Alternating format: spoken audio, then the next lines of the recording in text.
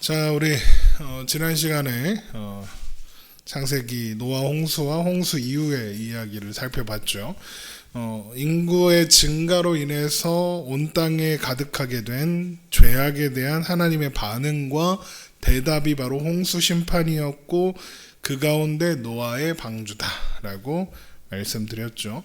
먼저 온 땅에 가득한 죄악의 실체는 탐욕이라고 했습니다. 그래서 창세기 6장 2절에서 하나님의 아들들이 사람의 딸들의 아름다움을 보고 자기들이 좋아하는 모든 여자들을 아내로 삼았다라는 것이 그 근거라고 했죠. 그리고 그들로 대표되는 네피림의 존재, 6장 4절에 나오는 거인들이라고 불리는, 용사다라고 불리는 네피림의 존재가 바로 그 탐욕의 결정체를 드러내고 보여주는 거라고 했습니다.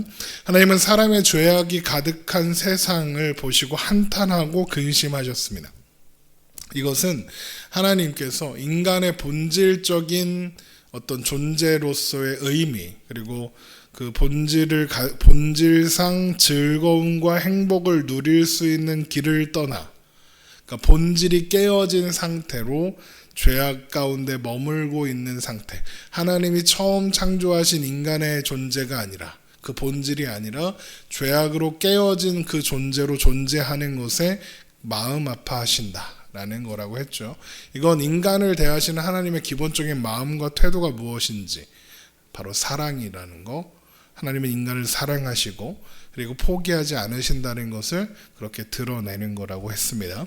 그래서 하나님은 인간을 포기하지 않으셨다는 증거가 바로 노아를 통해서 드러나게 되는데, 하나님은 노아를 부르시고 홍수를 예고하시고 방주를 짓게끔 하셨습니다. 이것을 보고 죄악으로 가득한 세상을 몰살시키고, 인간들을 몰살시키고 처음부터 다시 시작한다, 이렇게 생각하기 쉬운데, 물론 그런 의미가 아예 없는 것은 아니지만 다시 시작하는 것 자체가 목적은 아닙니다. 왜냐하면 다시 시작하는 게 목적이라면 노아와 그의 가족들도 있으면 안 되죠. 왜냐하면 노아와 그의 가족들도 죄인들이니까요. 필연적으로 아담의 형상, 깨어진 아담의 형상으로 태어난 노아도 아무리 새로 시작되었다 하더라도 그 아담의 형상으로 여전히 아이들을 낳고 자손을 번창해 갈 거기 때문에 노아로 다시 시작해도 인류는 다시 죄악으로 가득해질 수밖에 없는 거예요. 그러면 하나님의 의도는, 이 노아의 홍수 심판과 방주를 통해서 드러나는 하나님의 의도가 뭐냐? 그 의도가 드러나는 핵심이 뭐냐? 하나님께서 노아에게 은혜를 베푸셨다 라는 거라고 했어요. 죄악으로 가득한 세상에서 하나님이 노아에게 은혜를 베푸시고, 그러니까 다른 사람들과 노아의 차이점은 이거 하네요. 하나님의 은혜를 받았다. 그러니까 하나님께서 홍수 심판을 예고하시고 노아를 부르신 것은 죄악으로 가득한 세상, 그래서 홍수라는 멸망으로, 그러니까 멸망할 수밖에 없는 세상에서 소망은 오직 하나, 하나님의 은혜뿐이다라는 것을 보여주는 거예요. 그러니까 그래서 홍수 심판이라는 하나님의 개입이 없었어도 사실 인간은 그 네피림들의 모습을 통해서 드러나듯이 스스로 탐욕 가운데 멸망할 거였어요. 그런 가운데 하나님은 노아를 부르셔서 죄악으로 가득한 세상과 인간에게 필요한 것은 오직 하나님이다, 하나님의 은혜다라는 것을 보여주신 거죠. 그렇게 홍수 심판이 지났고 노아가 방주에서 나옵니다. 노아가 나와서 제일 먼저 한 일이 뭐죠? 제사를 드리는 거였어요. 하나님은 그런 노아의 제사를 기쁘게 받으시고 똑같은 방식의 심판은 이제 없을 것을 약속하시면서 자연 만물이 이제는 순리대로, 원래대로 하나님이 정하신 대로 움직일 것을 약속하셨어요. 이 약속 가운데 담긴 의미가 뭐냐 하면, 이 세상은 하나님이 의도하셨던 대로 이제 정상으로 돌아갈 날이 있다는 것을 보여주는 것이다 라고 했습니다. 그리고는 하나님은 노아와 그의 아들들에게 복을 주시며 언약을 주시는데, 그 복과 언약은 그 첫 아담에게 주셨던 축복과 언약과 닮아 있다까지 우리가 살펴보았습니다. 자, 이제 창세기 9장입니다. 창세기 9장 교재를 보시면 하나님은 인간의 죄와 타락에도 불구하고 새로이 번식을 통해 지상세계를 지배하라는 직무를 다시 부여하신다. 생육하라 번성하라 충만하라는 명령은 노아 홍수 이후에 창세기 1장의 세계로 돌아간 것 같은 상황을 보여준다라고 했습니다. 창세기 9장 1절입니다. 하나님이 노아와 그 아들들에게 복을 주시며 그들에게 이르시되 생육하고 번성하여 땅에 충만하라 하십니다. 하지만 창세기 9장은 단순히 창세기 1장의 반복은 아니에요. 왜냐하면 정복하라 다스리라가 없습니다. 이 말은 인간의 타락이 가져온 결과가 무엇인지 보여주는 겁니다. 인간은 땅을 이제 정복할 수 없고 다스릴 수 없어요. 소유할 수 없죠. 땅은 인간이 원하는 대로 반응하지 않아요. 이제 더 이상. 인간은 더 이상 땅을 다스릴 권세가 없고 땅은 인간에게 다스림을 받지 않죠. 그런데 원래는 다스리고 정복하고 다스리라는 명령을 하나님이 주셨단 말이에요. 왕권을 주셨다는 거죠. 그런데 이제 더 이상 인간은 왕이 아닙니다. 근데 이 왕이라는 게 정복하고 지배하고 군림하는 왕이 아니라 보살피고 보존하며 경작하는 그런 왕이란 말이죠. 그러니까 왕이 원래 그런 역할을 하는 거잖아요. 백성들을 보살피고 행복하게 도와주는 게 왕인데, 그러면 그 자리에서 인간이 떨어졌으니까 인간이 무슨 짓을 할까요? 땅을 돌보지 않고 착취하기 시작하죠. 그러니까 땅은 그런 인간에게 호락호락 먹거리를 내주지 않는 걸로 반응하는 거예요. 인간은 땅이 주는 시련, 자연재해를 피할 수가 없게 되는 거고, 세상은 호락호락하게 인간에게 먹을 것을 내어주지 않음으로써 인간이 더 이상 왕이 아니라는 것을 드러내는 거죠. 그래서 하나님이 이 노아 홍수 이후에 노아에게 주신 약속 중에 재미있는 게 하나 있는데, 이제 모든 산 동물은 너희 먹을 것이 될 것이다 라는 말씀이 있어요. 창세기 1장에서 태초의 인간들과 동물들은 채식을 한 게 분명해요. 왜냐하면 하나님이 먹거리로 주신 모든 것들이 다 동산의 나무의 열매라고 한정되어 있기 때문에 그렇죠. 근데 9장에 가서는 인간이 이제 동물의 생명을 빼앗을 수 있는 권한을 가진 것처럼 기록되어 있어요. 하지만 인간은 동시에 동물이 이제 인간을 무서워하게 돼요. 그래서 도망치게 됐다. 그러니까 인간을 무분별하게 죽일 수는 없게 만드셨다 이런 거죠. 창세기 9장 2절 봅니다. 땅의 모든 짐승과 공중의 모든 새와 땅에 기는 모든 것과 바다의 모든 물고기가 너희를 두려워하며 너희를 무서워하리니 이것들은 너희 손에 붙였음이니라. 모든 산 동물은 너희의 먹일 것이 될지라. 채소같이 내가 이것을 다 너희에게 주노라. 먹을 것을 주었다 이거예요. 그러니까 창조하셨을 때 하나님의 먹거리로 각종 열매, 채소 이런 걸 주셨죠.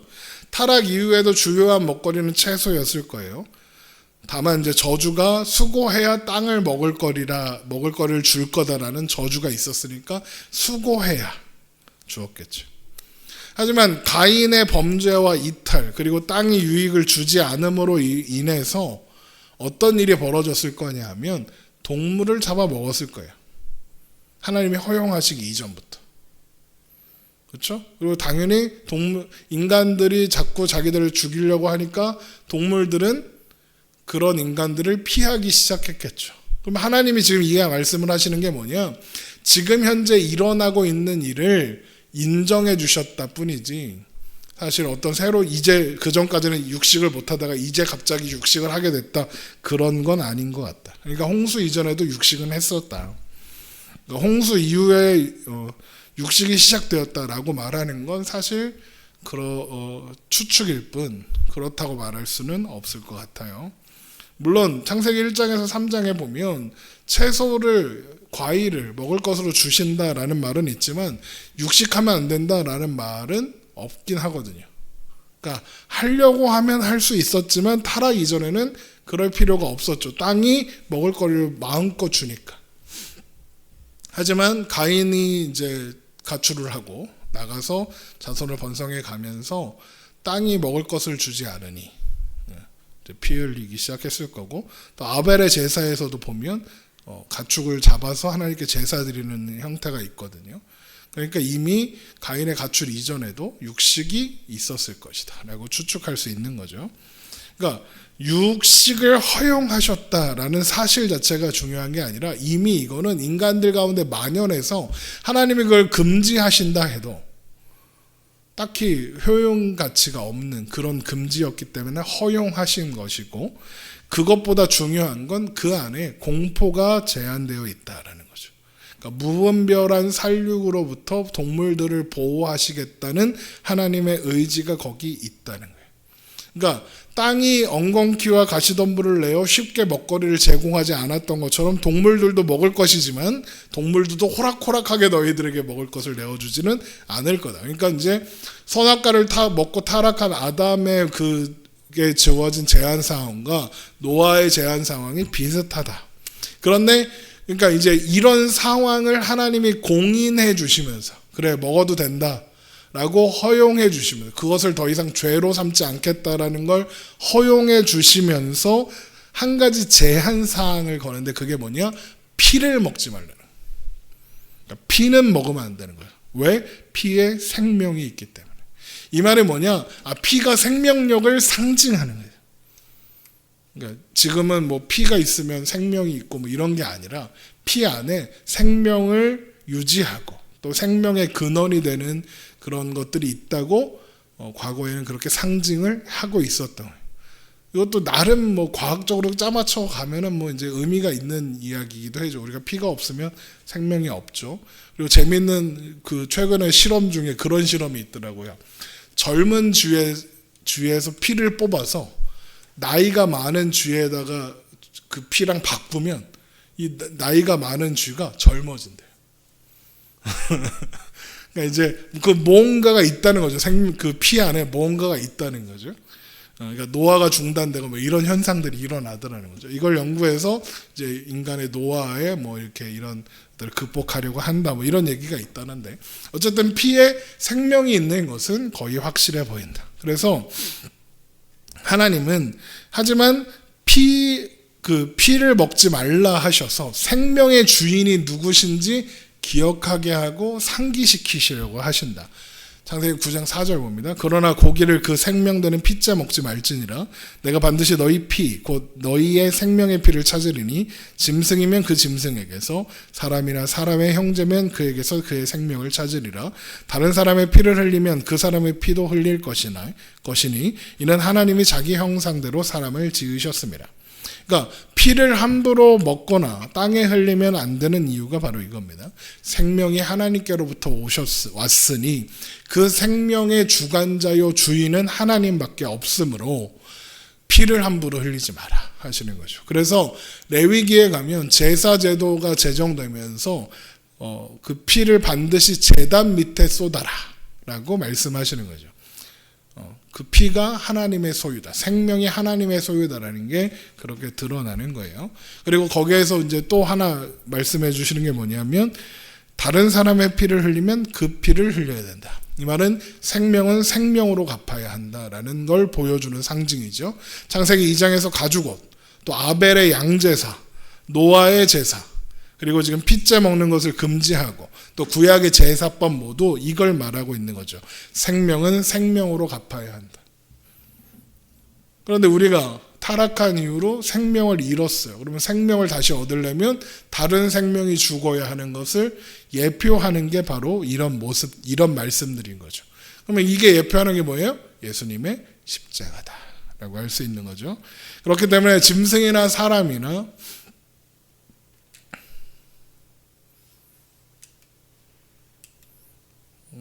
5번, 6번은 어디 가고 갑자기 7번이야?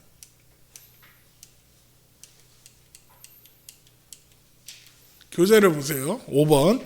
그러므로 짐승이나 사람이나 다른 이의 생명의 피를 흘리는 것에 대한 하나님의 심판을 피할 수 없다.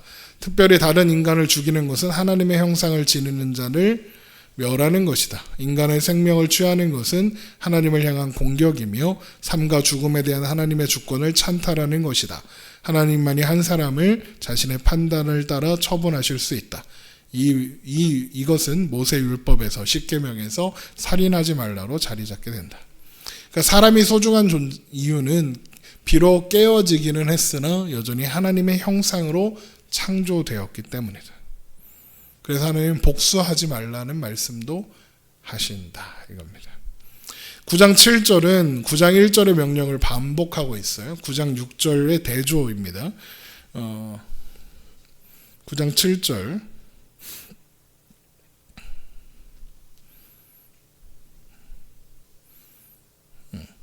9장 6절과 대조하는 것이기도 하죠. 그러니까 노아와 노아의 아들들 그리고 그들을 통해 나오는 후손들은 생명을 취하는 자가 아니라 생명을 낳는 자가 되어라 라고, 그러니까 생육하고 번성하라 그 말씀의 연장선 속에 있죠.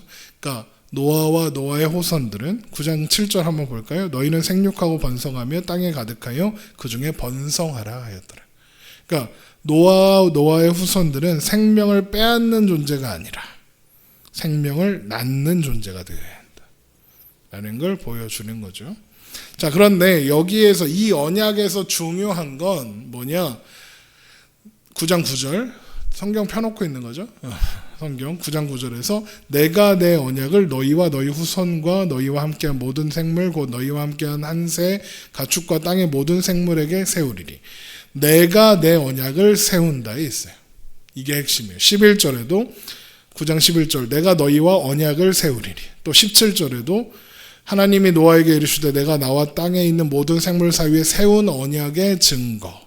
하나님이 내가 세운 언약의 증거. 그러니까 하나님이 언약을 세운다. 이게 중요한 거예요. 내가 세울 것이다. 그런데 재미있는 게 뭐냐면 9장 10절 9장 9절에서 10절에 내가 언약을 세우리니는 미래형으로 내가 언약을 세울 것이다 이렇게 돼 있어요. 그런데 11절에 내가 너희와 언약을 세우리니는 내가 세운다, 현재 진행형이에요. 그리고 17절에는 내가 세웠다예요. 그러니까 내가 세웠다, 현재 완료형인 거죠. 무슨 뜻이냐? 하나님이 언약을 시작하시고 이루시며 완성하신다. 이걸 보여주는 거죠.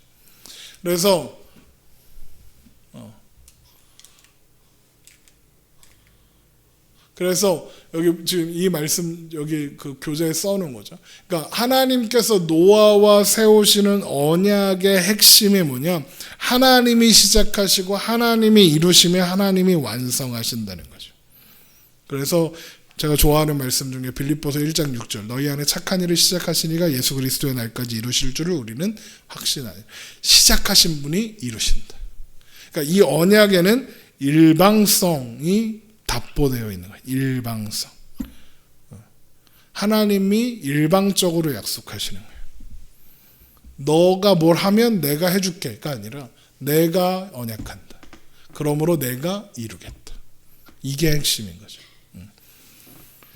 자, 8번 언약의 핵심은, 언약의 요점은 홍수가 반복되지 않는다라는 거다. 그러니까 미래에 심판이 없다는 뜻은 물론 아닙니다. 홍수로는 심판이 없겠으나 두 번째 홍수는 이제 없겠지만 심판은 있을 거예요. 9장 11절 봅니다. 내가 너희와 언약을 세우리니 다시는 모든 생물을 홍수로 멸하지 아니할 것이라 땅을 멸할 홍수가 다시 있지 아니하리라. 그러면 이제 심판이 없느냐? 그건 아니죠. 최후의 심판은 뭐죠? 불심판입니다. 그게 이제 요한계시록에 나오는 심판이죠. 그러면서 하나님의 이 약속에 하나의 언약을 덧붙이시면서 이게 영원한 언약이다라고 하시면서 뭘 하시냐면 언약의 징표를 더하세요. 그게 9장 12절인데 하나님이 이르시되 내가 나와 너희와 및 너희와 함께하는 모든 생물 사이로 대대로 영원히 세우는 언약의 증거는 이것이니라. 내가 내 무지개를 구름 속에 두었나니 이것이 나와 세상 사이의 언약의 증거니라.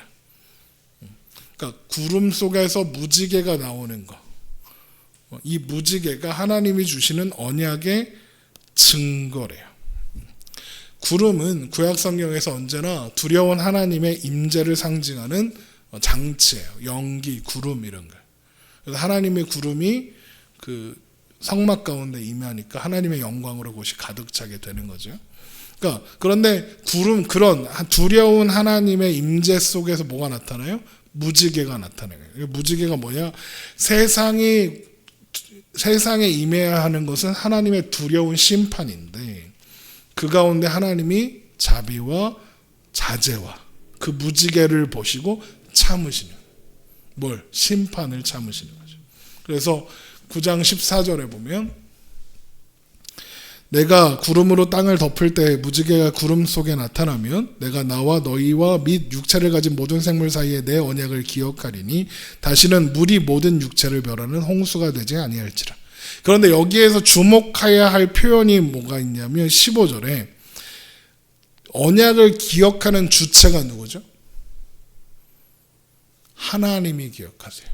내가 나와 너희와 및 육체를 가진 모든 생물 사이에 내 언약을 기억하리. 그러니까 이 언약이 그리고 무지개의 징표가 사람이 그걸 기억하게 하기 위한 징표가 아니라 하나님을 위한 것이다 라고 하는 거예요. 하나님께서 징표를 보실 때 하나님이 노아에게 주셨던 약속을 기억하겠다.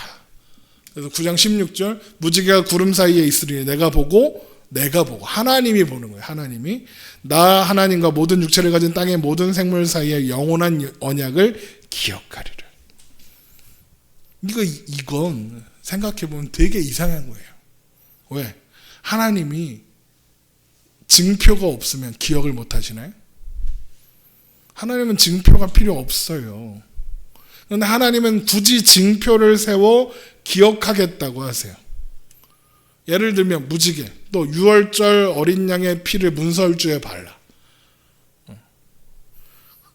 그걸 보면 하나님의 죽음의 사자가 넘어가요. 그러니까 그걸 바르는 이유는 하나님이 보시려고 바르는 거예요. 유월절 어린 양의 피, 무지개도 하나님이 보시려는 거예요. 그러니까 유월절 어린 양의 피를 문설주에 안 발라놓으면 하나님이 그 안에 하나님의 백성들이 있다는 걸 모르실까요?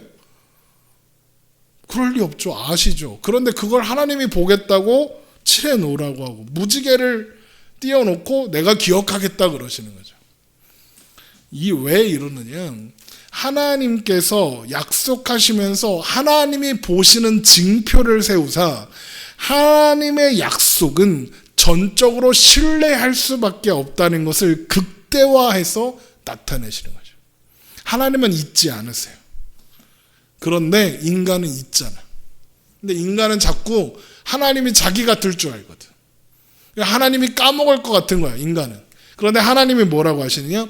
나는 절대 안 까먹는 하나님인데, 잊어버리지 않는 하나님인데 징표를 세워서까지 내가 기억할 거야. 잊지 않게 하는 증거들을 세워서 더 잊지 않겠어. 그러니까 무슨 말이에요, 그러면? 하나님은 잊지 않으시는데 징표까지 세워서 잊지 않기로 하셨어. 무슨 뜻입니까? 그 약속은 반드시 지켜진다.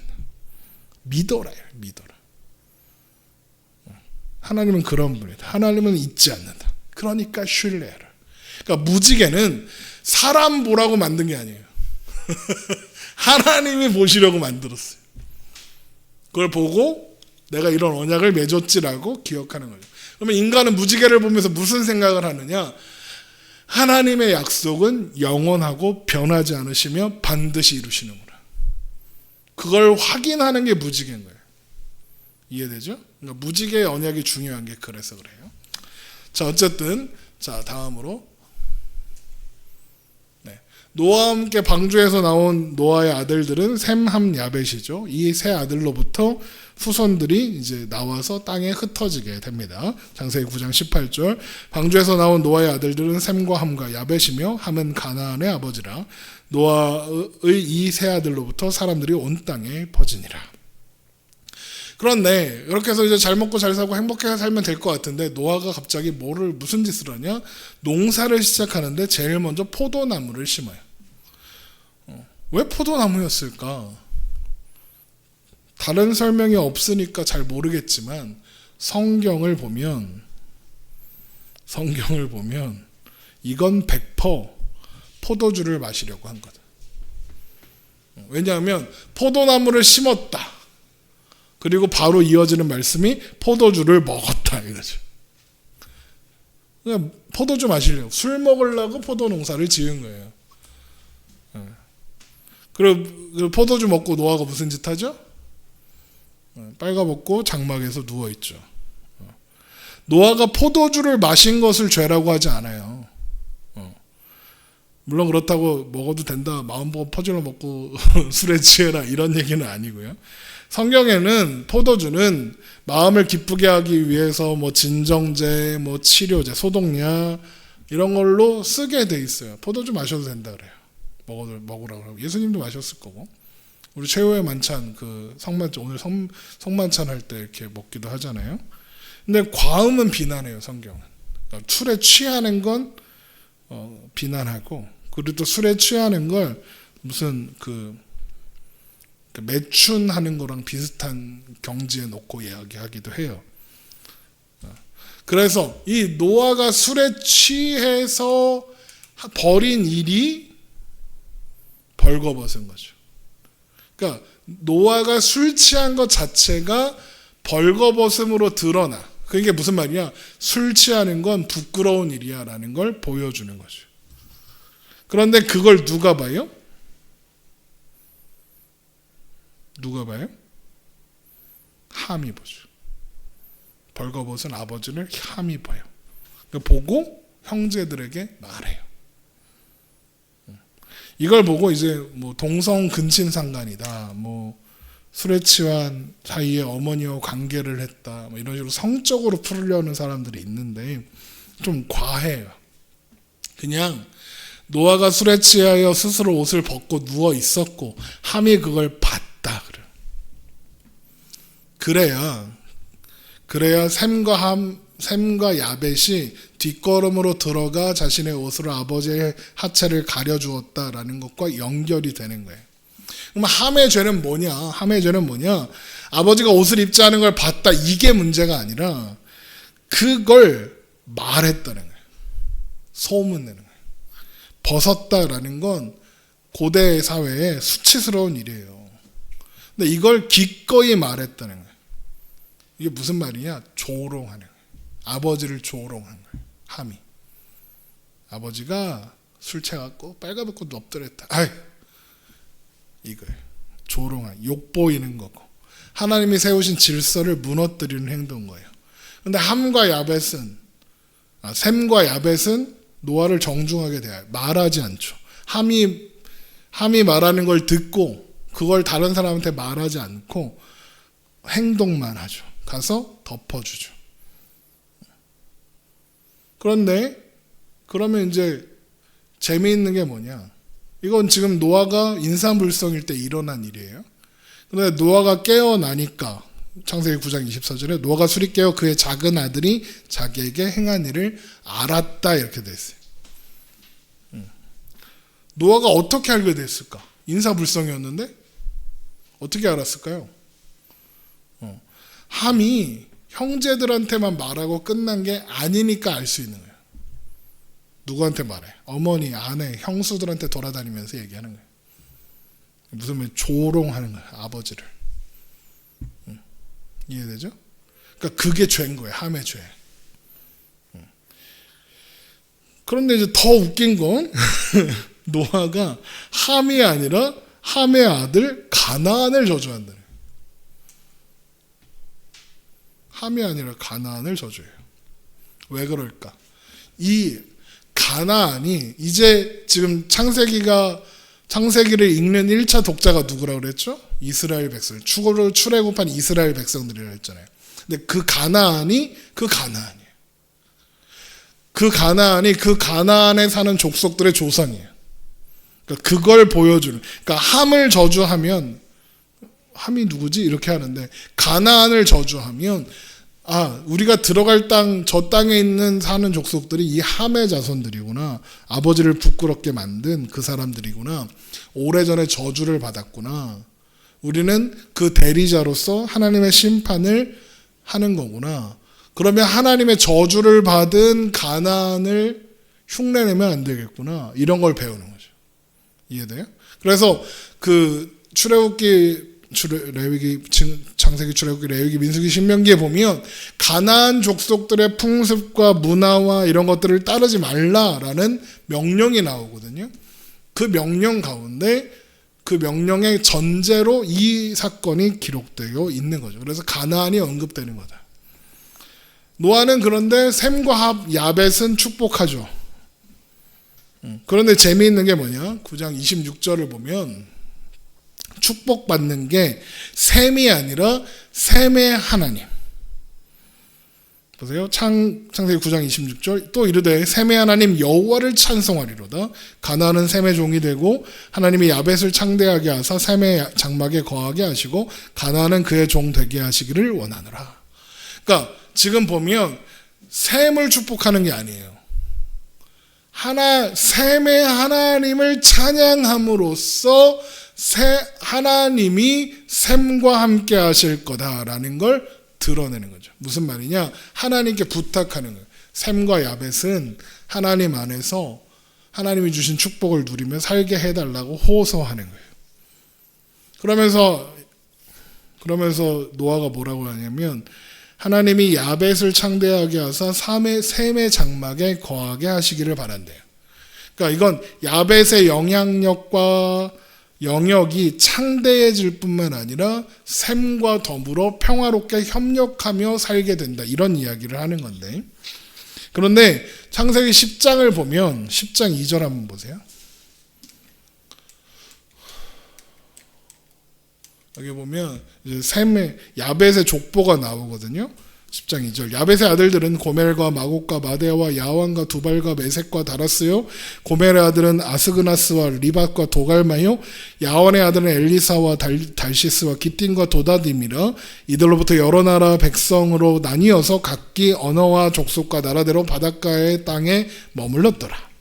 야벳의 후손들이 번창하여 여러 나라와 백성들로 나뉘는데 바닷가 땅을 가지고 살았대요. 이 바닷가 땅은 어디냐면 지중해 연안. 우리 지중해 알고 있죠? 지중해 연안을 이야기하는 거예요. 지도 보세요.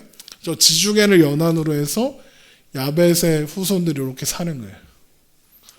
여기 이렇게 초록색. 야벳의 후손들이죠. 여기가 어디야 지금? 유럽. 셈의 계보는 우리가 아는 대로 쭉 이어져서 여기 가나안, 예수님의 계보가 된단 말이에요. 가나안에 살게 되고, 그렇죠? 그러면 야벳이 셈의 장막에 거하게 된다는 게 무슨 뜻이냐? 이사야의 예언에 보면 야벳의 후손들이 예루살렘으로 돌아오는 날에 대한 예언이 있어요. 두발과 야완, 야벳의 후손. 그런데 여기가 어디냐? 사도 바울이 여기서 복음을 전하려고 할 때 복음을 이제 아시아로 가서 이쪽으로 가갖고 이쪽으로 가서 복음을 전하려고 하는데 밤의 환상 중에 마게도냐 사람들이 나타나서 건너오라 이리로 와서 우리를 도우라 하는 장면이 나온단 말이죠. 그 장면에 마게도냐 사람들이 누구 후손인 거예요? 야벳의 후손인 거죠. 이 일을 계기로 셈의 후손인 예수님으로부터의 복음이 야벳의 족속들에게 전해지게 돼요. 이해되죠?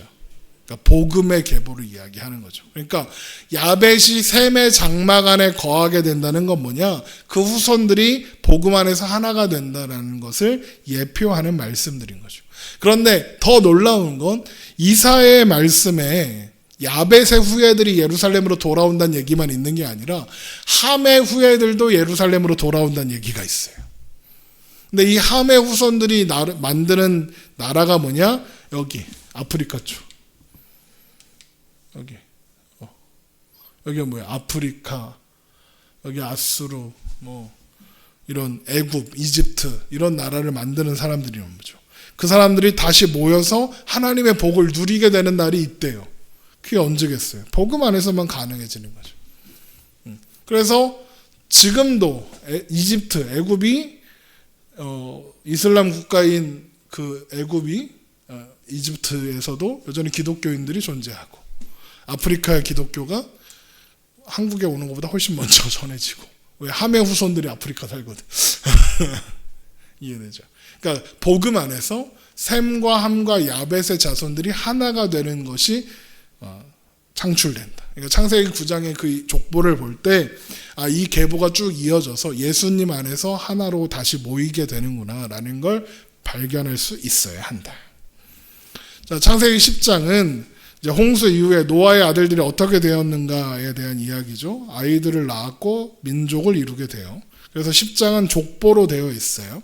하나님이 9장에서 노아의 후손들에게 주신 축복이 성취된다는 거죠.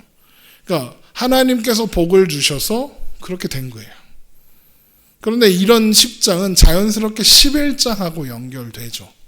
그런데 그러니까 하나님이 노아의 세 아들들을 통해서 민족들이 나와 열국을 이루고 살기를 원하셨어요. 각각 정해진 땅에 흩어져서. 그런데 스스로 이름을 내고 흩어짐을 면하겠다는 인간의 욕심이 나오죠. 그러니까 바벨탑을 쌓아낸 거고, 그 결과로 스스로 이름을 내고 흩어짐을 면하겠다는 것 자체가 이미 죄죠. 왜? 하나님은 흩어져 살라고 했으니까. 하나님 명령에 불순종하는 거니까. 그러니까 아무튼 바벨탑의 심판에 대한 바벨탑에 대한 심판으로 언어가 혼란케 되는 결과로 인류가 흩어지게 돼요. 그런데 그러면 이게 심판인가? 하나님의 의도대로 된 거죠. 이해되죠? 원래 자리로 있어야 할 곳으로 돌아가는 거예요. 자, 이건 받고 야벳의 후손들, 그 족보를 표로 표시한 거예요. 함의 후손들 족보를 표로 표시한 거예요. 또 셈의 이거 보시면 되고, 창세기 10장은 모든 인류가 족속과 언어와 지방과 나라를 이루며 각각의 차이를 가지고 있음에도 불구하고 그 기원이 하나라고 말을 해요. 그래서 창세기 10장 31절, 이들은 셈의 자손이니 그 족속과 언어와 지방과 나라대로였더라. 이것이 예수 그리스도 안에서 하나가 된다. 그래서 사도행전 17장 26절에 인류의 모든 족속을 한 혈통으로 만드사 온 땅에 살게 하시고 그들의 연대를 정하시며 거주의 경계를 한정하셨으니, 하나님의 계획인 거죠. 이는 사람으로 혹 하나님을 더듬어 찾아 발견하게 하려 하심이로되 그는 우리 각 사람에게서 멀리 계시지 아니하도다. 그러니까 한 사람의 계보, 한 혈통을 통해서 모든 민족들이 나와 살게 하신 이유가 뭐래요? 하나님을 더듬어 발견하게 하시려. 그건 거예요. 그래서 10장은 인류가 흩어져 사는 게 하나님의 복이고 하나님의 은혜이고 라는 걸 보여주는 거죠. 그런데 인류는 그 축복과 은혜를 거절하고 흩어지기를 거절하는 거죠. 그래서 하나님이 언어를 혼란케 하심으로 지면에 흩어주시는 거죠. 이게 뭘 보여주느냐? 홍수가 리셋이 아니라는 거예요. 처음부터 다시 시작이 아니라 똑같은 인류 속에서 하나님의 은혜가 필요할 뿐이다 라는 걸 보여주는 거죠. 그래서 창세기 11장 바벨탑과 하나님의 선택의 역사가 나옵니다. 사람들이 벽돌과 영청과 그걸 가지고 바벨탑, 도시와 탑을 만들겠다고 해요. 동시에 중심에는 바벨 하늘에 닿는 탑을 쌓자 그래요. 창세기 11장 3절, 서로 말하되 자 벽돌을 만들어 견고히 굽자 하고 이에 벽돌로 돌을 대신하여 역청으로 진흙을 대신하고, 또 말하되 자 성읍과 탑을 건설하여 그 탑 꼭대기를 하늘에 닿게 하여 우리 이름을 내고 온 지면에 흩어짐을 면하자. 보세요. 하나님의 의도가 뭐였다고요? 아담의 후손, 노아의 후손들이 각 땅에 흩어져 사는 거라고 했죠. 근데 인간들이 무슨 짓을 하느냐? 흩어지지 않기로 하자 그래요. 왜? 왜 그럴까? 왜 하늘에 닿는 탑을 쌓는 걸까? 지금 이 족속들은 뭘 경험한 족속들이에요? 홍수가 있었다는 걸 아는 족속들이에요. 사람들. 그런데 흩어져서 살다가 또 홍수가 오면 우리 다 죽는다. 그러니 흩어지지 말고 바벨탑을 쌓아서, 하늘에 닿는 탑을 쌓아서 혹 홍수가 또 나면 거기로 피하여 살자. 이러기로 하는 거예요. 그러니까 이미 뭔 말은 홍수의 심판 그거 왜 당했냐? 우리가 힘이 없어서 당했다. 힘이 없었어. 홍수를 예측하지 못해서 당한 거다. 이제 흩어지지 않고 힘을 모으면 우리가 홍수를 이겨낼 수 있다. 이 말은 다르게 하나님을 이길 수 있다. 모여서 있으면 하나님 안 무섭다. 모여 있으면 하나님 없이도 잘 살 수 있다. 그게 뭐예요? 선악과잖아요.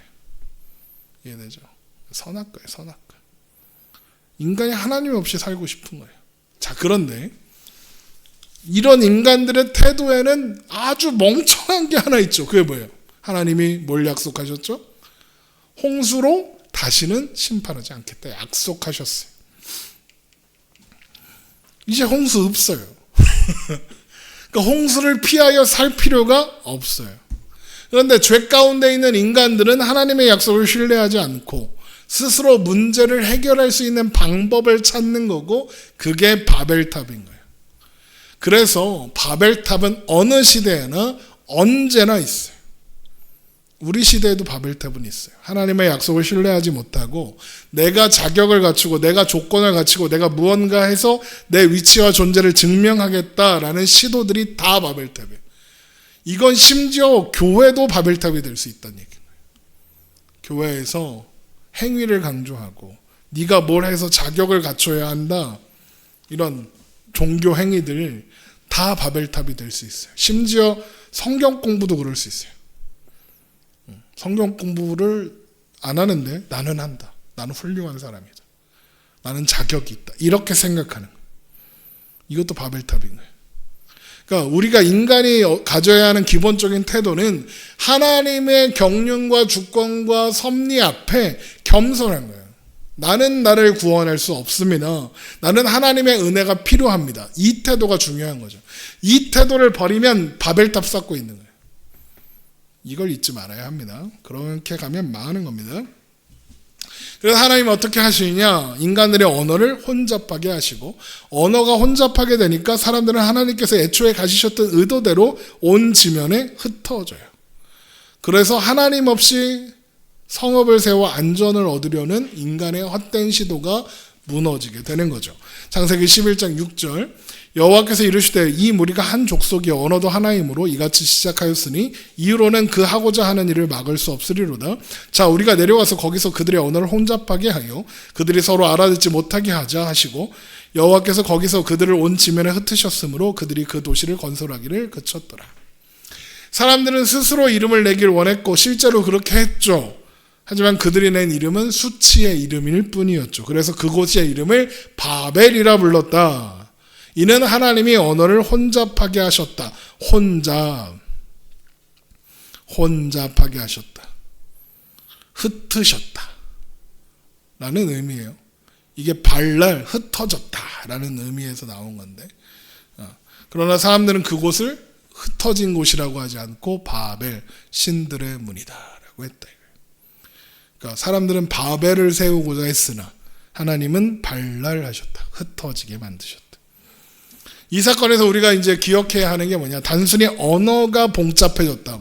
뭐 한국어, 일본어, 중국어, 영어, 뭐 아랍어 이런 게 생겼다. 이런 의미가 아니에요. 물론 그런 의미이기도 1차적인 그런 의미이기도 하죠. 그런데 언어가 뭐예요? 언어는 소통의 한 방법일 뿐이에요. 그렇죠? 그러니까 언어가 혼잡해진다 이 말은 소통의 단절을 말하는 거죠. 마음이 나뉘는 거예요. 그래서 그러니까 소통의 단절은 언어가 다르다고 오지 않아요. 이해돼요? 무슨 말인지? 언어가 달라도 소통하고자 하면 할 수 있어요. 제가 필리핀에 선교를 한 5번 정도 갔는데, 필리핀은 영어랑 따갈로그라고 현지어를 써요. 두 언어를 쓰는데, 제가 영어를 잘할 것 같습니까? 저 영어 잘 못해요. 그냥 중학교, 고등학교 때 배운 영어가 다고 외국인 만나면 말 못해요. 그런데 필리핀에서 이제 그 사전답사 겸 갔던 그 일정에서 이제 나랑 같이 갔던 영어 잘하시는 목사님이 나를 놓고 딴 데 가셨어. 나 혼자 있는 거예요. 나 혼자 한 5시간 혼자 재밌게 놀다가 이따가 만나? 그리고 가셨어. 5시간을 혼자 있어야 되는 거예요. 영어도 못하는데. 그때는 이제 스마트폰 이게 3G 시대라 이렇게 막 하기도 그렇고, 거기 필리핀은 와이파이도 유료야. 그래서 검색도 못 해보겠고, 요즘처럼 막 팝학원이 이런 게 있는 것도 아니고, 그래서 어떡하지? 막 이렇게 막 긴장 타고 있는데 배가 아픈 거야. 긴장하니까. 뭐 물어봐야 돼요. 뭘 물어봐야 돼? 화장실이 어디 있는지 물어봐야 되니까. 어지간하면 내가 찾으려고 했는데 못 찾겠어. 급하니까 물어봐. 급하니까 내가 생각하는 걸 다 전달할 수 있어요. 배를 아파. 알려줘. 화장실 알려줘. 레스트룸? 오, 오케이, 레스트룸. 화장실 여기라고 알려줘요. 무슨 말인지 알죠? 그러니까 소통하고자 하면 얼마든지 소통할 수 있어요. 그리고 자신감을 얻어서 나중에는 현지 목사님, 그러니까 현지의 그 오지에 계시는 목사님과 꽤 깊은 대화도 나눴어요. 영적인 대화까지도 나눌 수 있는 그게 되더라고요. 그러니까 영어로 했겠어요? 영어 단어 몇 개 몰라요. 근데 이 사람이 말하는 게 뭔지 알겠고 내가 말하는 걸 이 사람이 알아들어. 나는 반은 한국말로 하는데 이 사람이 대충 알아들어. 이 사람이 한국말을 전혀 못하는데 대충 다 알아들고 마음을 두고 둘이 부둥켜안고 막 울고 막 그랬다니까. 무슨 말이냐? 언어가 달라도 소통하고자 하면 마음이 하나가 되면 소통할 수 있어요. 그런데 마음이 나누면 언어가 같아도 소통이 안 돼요. 지금 총선 하잖아요. 국회의원 선거하잖아요. 빨간 당 파란 당하고 말이 통해요? 말이 안 통해요. 희한해. 같은 말을 쓰는데 같은 말을 쓰는지 모르겠어. 가끔 그런 사람들 만나요. 너 같은 한국말 하는 게 맞니? 이런 사람들 되게 많아요. 그러니까 여기에서 핵심은 뭐냐? 언어가 혼잡되었다. 이 말은 사람들의 마음이 혼잡하게 되었다. 나뉘었다. 사람들의 생각과 사상과 문화가 나뉘었고 그 가운데 서로가 각각이 자기가 원하는 것들만 주장하게 되었고 자기가 좋아하는 것만 주장하게 되었다. 그래서 그게 마음이 맞는 사람들끼리 모여서 사는 거예요. 그게 이기심이라고 하죠. 이기심대로 모이는 거예요. 그러니까 하나님은 언어의 혼잡이라는 계기를 주셨을 뿐이지 이기심으로 흩어지기로 한 건 인간이 가지고 있는 본성이었다는 거죠. 자, 그런데 그렇게 마음이 나뉘고 언어가 혼잡해지는 게 하나로 통일되는 순간이 있어요. 언제죠? 사도행전 2장. 성령님이 임하시니까 사도와 기도하던 사람들이 거리로 쏟아져 나와 복음을 전하는데 세계 각지에서 오는 다른 언어와 다른 문화 속에 살던 사람들이 다 어떻게 듣냐? 자기들의 언어로 하나님의 큰 일을 말함을 듣는도다 그래요. 언어가 하나가 되죠. 그 다음에 어떤 일이 일어나느냐? 교회로 모인 사람들이 유무상통해요. 가난한 자가 없어지고 서로가 다 자기 해설 내놓고 마음을 하나로 모으고 모이기에 힘썼다. 무슨 말이냐? 바벨탑으로 흩어졌던 인간의 어떤 흩어짐이 사도행전에서 성령님이 임하시니까, 그러니까 예수 그리스도의 십자가 부활과 승천을 거쳐 성령님의 임재로 말미암아 흩어진 마음이 하나가 되고 흩어진 언어가 하나가 되는 역사가 일어났다. 이게 하나님의 디자인인 거예요.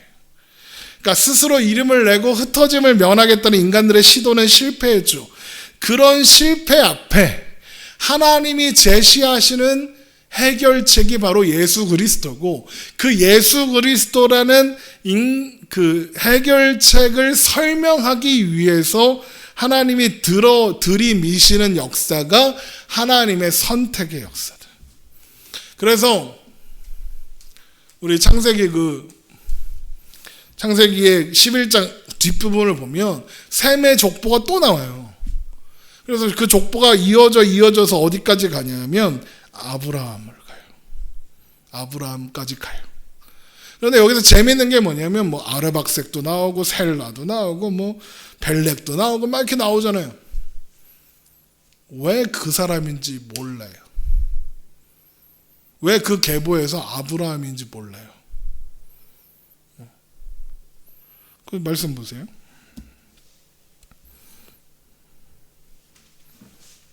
창세기 11장의 말씀을 보면